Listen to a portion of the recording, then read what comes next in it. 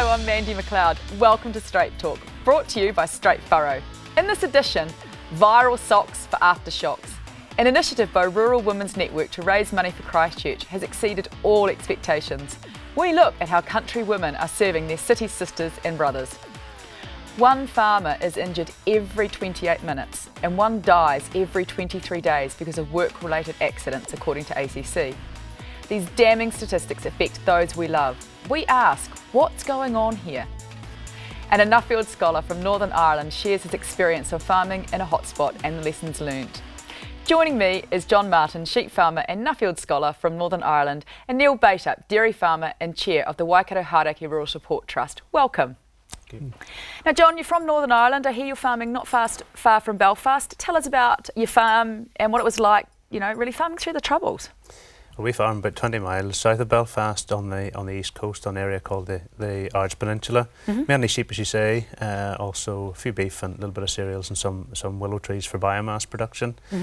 During the Troubles, we were largely fairly insulated from the trouble that went on. We're very fortunate in that respect. We live in a mixed community, and community relations would be very good. Certainly in other areas closer to the border with the Irish Republic, there were some difficulties, no doubt about that. But fortunately, you know, things are moving forward, and people by and large are working hard to make sure we don't go back to the difficulties that we had in the past. So what lessons would you give to, I guess, say, New Zealand farmers about resilience and farming through, you know, I guess, some really trying times? I suppose it's probably terrible to say, but you do become somewhat immune, I think, to some extent, to some of the things you're hearing on the news day and daily. And while that's maybe hard for some people to understand, that's a reality of the situation. What some people would see as being abnormal, you tend to accept as normality, and after a period of time, then you just, you know, life carries on. You still have your stock to look after, you know, your crops to take care of, and life carries on despite what's going on around you. I suppose, you know, while you're in the confines of your own farm business, you're in the field, you're in your farmyard. It's only really when you go out the end of the farm road that, you know, you may be aware of some of the other things that are going on. You tend to just put your head down and keep going and work through it. That would be, I guess, similar, Neil, in some respects to some of the things that I guess farmers have to deal with, but probably not true in others, from your experience? Yeah, I guess, yeah, a lot of farmers work in isolation, and they, New Zealand farmers, and they'll be doing their thing on their farm, and yeah, while they're busy and they're not actually looking at what's happening outside, but everything that does happen outside eventually affects you. You've got to, you've got to be aware. But I guess there's a difference between working on farm and going off it. Now, speaking of that, Neil, ACC have just recently released a report saying that accident and deaths due to farming are massive. They're horrendous, and the Waikato actually is the worst affected area out of all. And they're introducing an experience rating for farms, or not actually just for farms, actually for businesses, based on their track record in health and safety. From a farming perspective, what do you think about that initiative? Yeah, I think it's probably a good idea, as long as they're not too hard and fast on, you know, every little tiny accident. If somebody goes to the doctor to check up on a finger that's had a bit of a bang or something, I don't believe that should necessarily upset an experience rating, and maybe the number of accidents, but certainly there needs to be a threshold there. But I do believe that may go some way towards helping the situation. A lot of the accidents actually happen under times of real pressure, when farmers are under real pressure, and there are some pressure times on farms, and so I think people need to be aware of it. People need to remind staff, you know, farmers need to remind staff of those pressure times. John, is that similar to what happens in Ireland, in Northern Ireland? Are you aware of whether there's a high or an abnormally high level of farm-related deaths or injuries? Yeah, certainly the agricultural industry would be one of those economic sectors that would have a very high death and injury rating by comparison to other areas, and obviously it's a big concern to the people in the rural community, and obviously also to those people who are looking at health and safety. I think Neil's right. It's very important to strike a balance, and whenever you're introducing something like this, if every minor injury has to be reported, well then there's a risk that you'll prevent people from actually seeking medical help, and in order to prevent them from becoming one of the statistics, if you like. Have we lost common sense? Is there a generational difference? And John, answer this one too, please. Is there a generational difference in common sense? Yeah, I'm sure there is. I'm sure there is. And I think some of that is around the PC side of the job and the risk assessment. Yep. Kids now actually are not allowed to climb trees and are not allowed to play on jungle gyms and are not. So they're actually not able to assess risk anymore in young people, whereas probably in my generation we did all those things. We learnt that if you climbed a tree and you got it wrong, there was a consequence. Young people now don't actually know the consequence of getting things wrong, and I think there's actually a problem that is going to get a lot worse. Now, moving away into something that's a bit closer to my heart is we've all seen the devastation caused by earthquakes in Christchurch. Now, an initiative by Rural Women's Network New Zealand has gone viral. They have started making socks called Aftershocks. These socks are amazing. They're merino socks. We're all wearing them. Show our feet. Aftershocks. And they're actually being sold $20 a pair to support the people in Christchurch. Now, I think this is a fantastic initiative, and as I said, it's gone viral. What I want to know is this going to go towards addressing the gap between the rural and the urban community? We've seen the Farmy Army out there, we've seen the Rural Women's Network, we've seen a whole bunch of agricultural activities come into the city to help them. Neil, what do you think? Yeah, I'm sure it's going to help build that relationship. Over a period of time, probably 30 years ago, 90% of people in New Zealand had a direct linkage with somebody on the land. Now it's probably the reverse. It's probably only 10% of people have a relationship with people on the land. And I think any initiative like this to build that bridge again is going to be marvellous. And hey, using a New Zealand natural product. Oh, it's fantastic, It's fantastic to raise money for the people in Christchurch. Now, just hold your foot up again, because I want to point out that the black marks on that is the exact Richter scale pattern of the first Christchurch earthquake. Yeah. So I think that is absolutely fantastic. Great stuff. And as a plug for the Rural Women's Network, you can order these socks online at aftershocks.co.nz. Now, I just want to come back to this point about New Zealand agriculture punching above its weight in relation to the Christchurch earthquake. John, have you seen anything like this anywhere else? Well, I think, as Neil said, there's been very much in the European Union and the UK generally, there's been a detachment, if you like, between urban communities and rural communities, and people are only now really beginning to really refocus on the fact that there is an agricultural industry that they are heavily dependent and reliant upon. And yes, there have been some efforts made, but not certainly on the same scale as this, addressing the issues that you have currently in New Zealand, and particularly around the Christchurch earthquake situation. But there has been a lot of work that has had to be done to reconnect urban people with the rural community, because there has just been that complete break, and people have lost all understanding about where their food comes from. And not just their food, where their socks come from too. Well, obviously. Yes, thanks, Steve. Hey, coming up in part 2, is the Green Party anti-agriculture? With claims by Green MP Sue Kedgley that Kiwi farmers are heavy-handed when dishing out animal antibiotics, are fears that she'll damage our export status for real? And rural suicides, enough is enough, a sensitive issue at any time. So how do we talk about it, and what can we do to help? And rural housing, from the sublime to the seriously ridiculous, we look at how some valued members of staff are expected to live. All this and more after the break.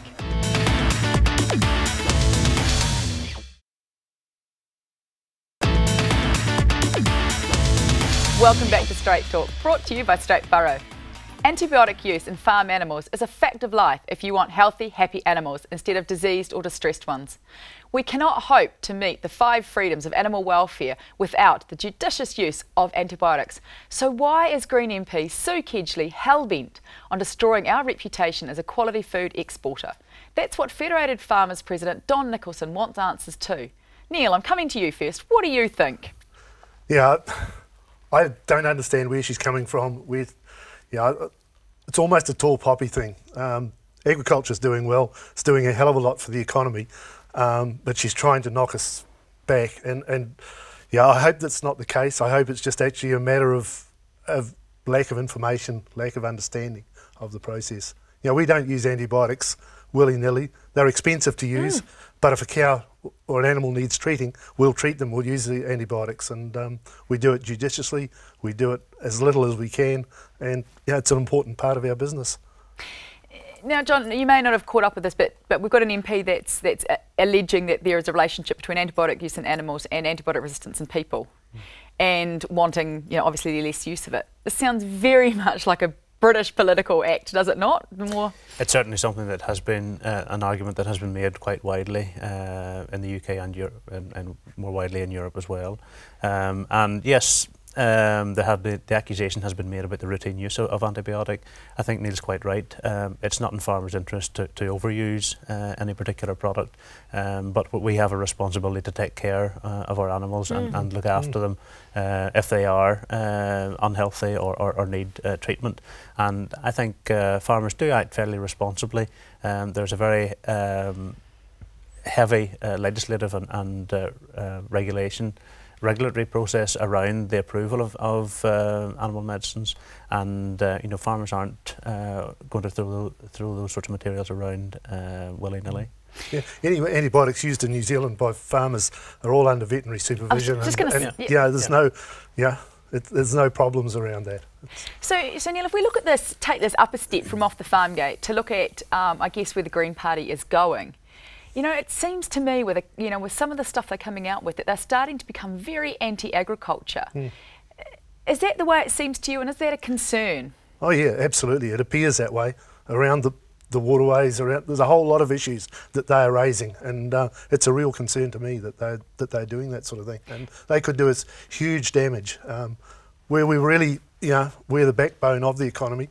Like it or lump it, we're there, and New Zealand depends on agriculture for its income. Every dollar that is spent by a farmer returns $10 back to our economy. Do they just not get who pays the government's bills with 60% of GDP being paid by agriculture? It just seems ridiculous. It does. I can't understand it. Yeah, it is. It's absolutely ridiculous. How are you dealing with it in the UK?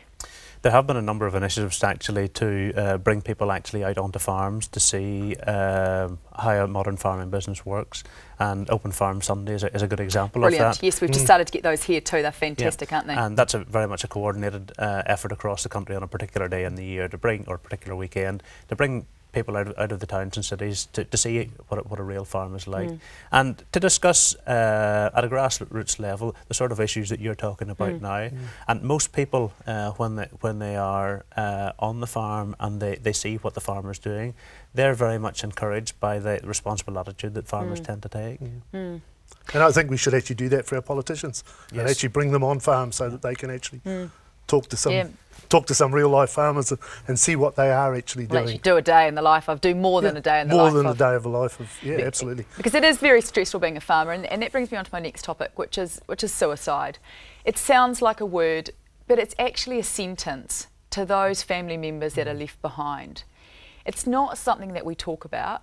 Country 99 TV has just done a 3-part series looking at suicide in our rural areas.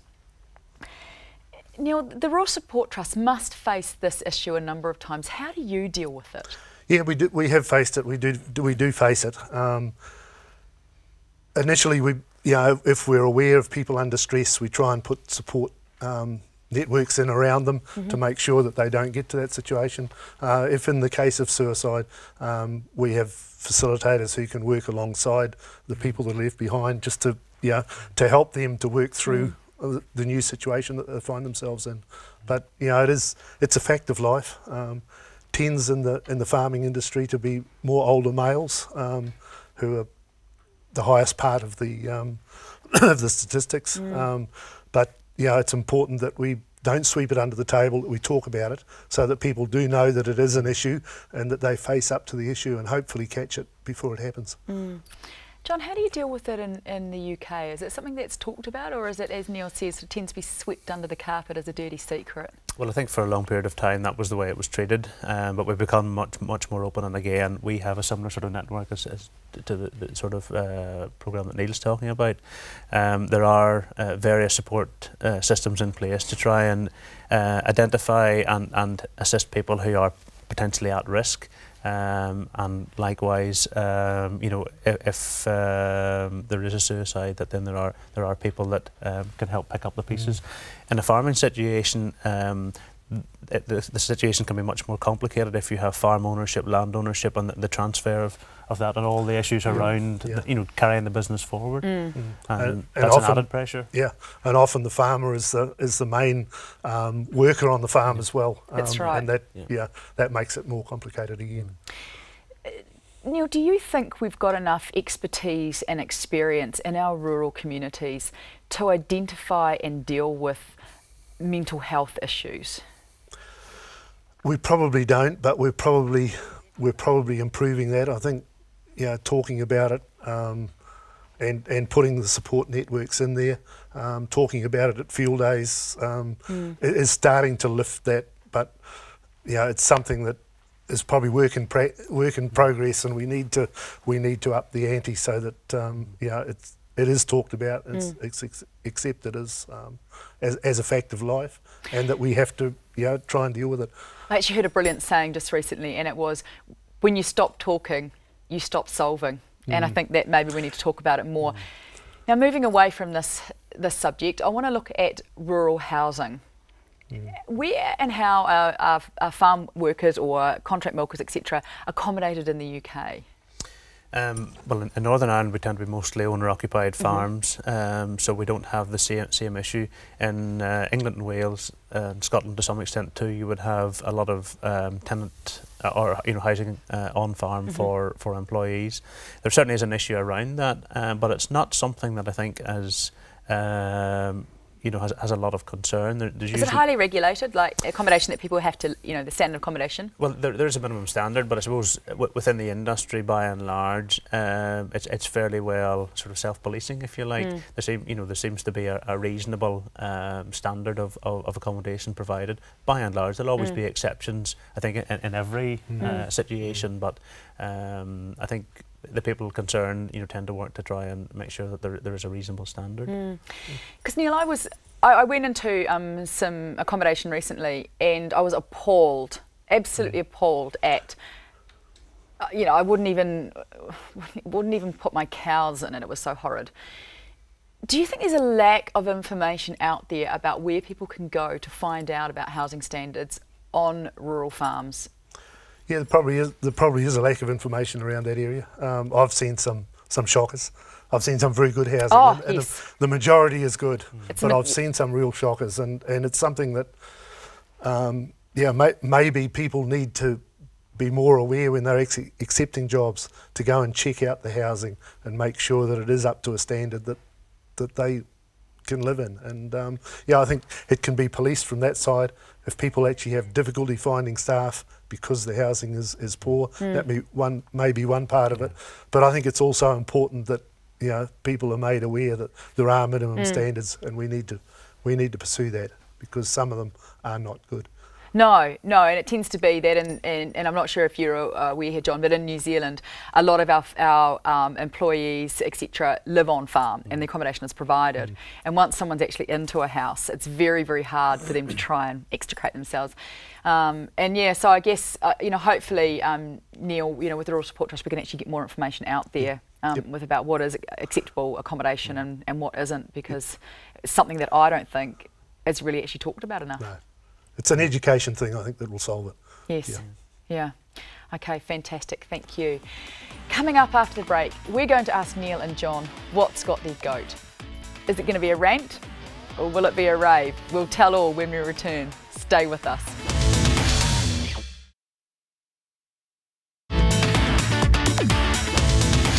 Welcome back to Straight Talk. It's time now for our weekly rant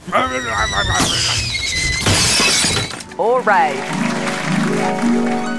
Neil, what have you got for us? Yeah, I've got a rant first. Woohoo! Woohoo! Yeah. I'm really annoyed about the independent milk companies that are complaining that Fonterra is charging too much for milk on the local market. Yes. And they're actually buying milk off Fonterra. They have an opportunity to supply the local market if they wish. They're not doing it. So obviously the milk is not it's not a profitable sector. It's not a profitable sector. So they're exporting all of the milk that they're getting from Fonterra and making money out of it that way. If they really think Fonterra is charging too much on the local market, they would be in there. So obviously they're trying to score political points. John, have you got a rant or a rave for us? Probably another rant, I would say. In our part of the world, we have a lot of people who've moved into the countryside, have an idyllic view of country life, and then, you know, once the farmer's out moving his cows and a bit of noise in the morning early on, or out spreading slurry, then they're on the first on the phone to complain. It wouldn't be the first time that we've had herds of cows moved, because I heard of one case where somebody was having a barbecue and they didn't like the cows over the hedge, so they moved them to another paddock on the farm. I'm sorry, that is quite amusing. But you know, that's the extent that some people take their peace and quiet, or their right to peace and quiet too, and they have to realise, I think, that agriculture is it is an industry, and we do the countryside is our factory floor, if you like, and people very much tend to forget that. They have this idyllic view, and farming doesn't necessarily fit in that. I must remember that, because I've just moved back onto the farm and we've got the cows, and I have been woken the last 2 mornings by Mike shifting the cows from around my bedroom, basically. So I can understand that. Maybe I'll ring him up and complain. It's back to the standard of rural housing again. Yeah, that's exactly right. Yes. Neil, have you got a rave for us? Yeah, I have for farmers this year, particularly dairy farmers, who've actually had a very good payout, but don't appear to be to spending it like they did 3 years ago, that they're actually using that to put themselves in a better position to go forward, because we know 3 years ago the payout went very high, which was followed by a very low payout, and some people got themselves into trouble. Yes. It's good to see here that farmers are paying off debt and spending on those necessary things to improve their farms going forward, but not getting carried away. So I think taking a real responsible attitude, and I'm pleased to see that happening. Well, actually, my rave is a wee bit the same, actually, and I want to congratulate TV1. They showed a segment talking about the payout, and actually showed the fact that not all of that $8 is profit. Yeah. And it's probably the first time I've actually seen on mainstream TV, they've talked about the fact that farmers, every time a payout increase is announced, fertiliser goes up, chemicals go up, animal health, nutrition, everything goes up, and it never comes back down when the payout drops. And so it was really good to see a little bit of transparency going out there to say how little of that actually goes into a farmer's back pocket.